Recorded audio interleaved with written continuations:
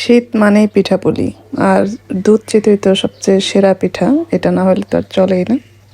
Hello everyone, আসসালামু আলাইকুম। সাবিয়াস রেসিপিতে আপনাদের স্বাগত।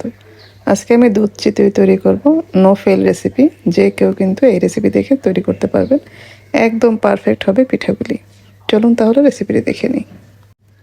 পিঠার জন্য এখানে আমি আতপ চাল নিয়েছি 3 কাপ। 3 কাপ চাল আমি ধুয়ে তারপরে রাতে ভিজিয়ে রেখেছিলাম, সারা রাত ভিজিয়ে রেখেছি।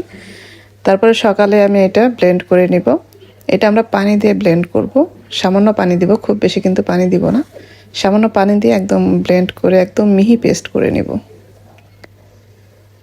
এই তো মিহি পেস্ট করা কিন্তু আমার হয়ে গেছে। এখন কিছুটা ঘন আছে, আমি পরিমাণ মতো পরে পানি দিয়ে নিব। তারপরে আমি এখানে স্বাদ মতো লবণ দিয়েছি, আর সামান্য পরিমাণ বেকিং পাউডার দিব।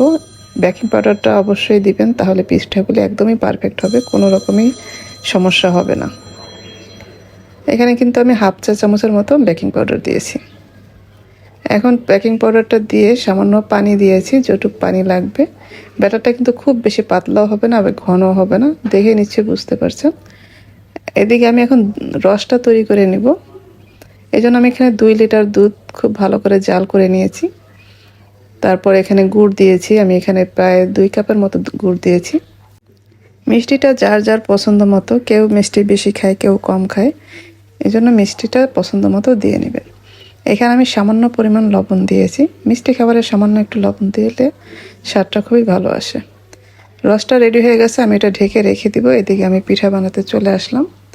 প্রথমে আমি মাটির ছাঁচে পিঠাগুলি বানানো শুরু করেছিলাম। মাটির ছাঁচেও কিন্তু পিঠাগুলি খুবই সুন্দর হইতেছিল। 2-একটা পিঠার পিছনে একটু হালকা দাগ পড়েছিল। এখন গরম গরম পিঠাগুলো তুলেই কিন্তু আমরা গরম রসের মধ্যে দিয়ে দিব, দিয়ে এটা ঢেকে দিব। পরের পিঠাগুলি আমি লোহার ছাঁচে বানাবো। এটা আমি অনলাইন থেকে অর্ডার করেছিলাম। আমি আজকে প্রথম এই ছাঁচটায় পিঠাগুলি বানিয়েছি। মাশাআল্লাহ, অনেক সুন্দর হয়েছে পিঠাগুলি। ব্যাটারটা দিয়ে আমি এখন ঢেকে দিব। ঢেকে দিয়ে 2 মিনিটের মতো রাখবো। দেখেন পিঠাগুলি খুবই সুন্দর হয়েছে কিন্তু। পিঠাগুলি তুলে আবার এখান থেকে আমরা রসে দিয়ে দিব। দেখেন পিঠাগুলি কতটা সুন্দর হয়েছে, একদম জালি জালি। এখন আমরা আবার গরম রসের মধ্যে দিয়ে দিব, দিয়ে আবার এটা ঢেকে রাখবো। এইভাবে কিন্তু আমি সবগুলি পিঠাই বানিয়ে নিয়েছি। এটা লাস্টের পিঠাটা আরও বেশি সুন্দর হয়েছিল। চিতই পিঠা বানানো কিন্তু খুবই সহজ, যদি চালটা ঠিক মতো থাকে, যদি চালের গোলাটা ঠিক মতো করা যায়, তাহলে কিন্তু পিঠাগুলি খুবই সুন্দর হয়। আর একবার খারাপ হলে আর ঠিক করা যায় না।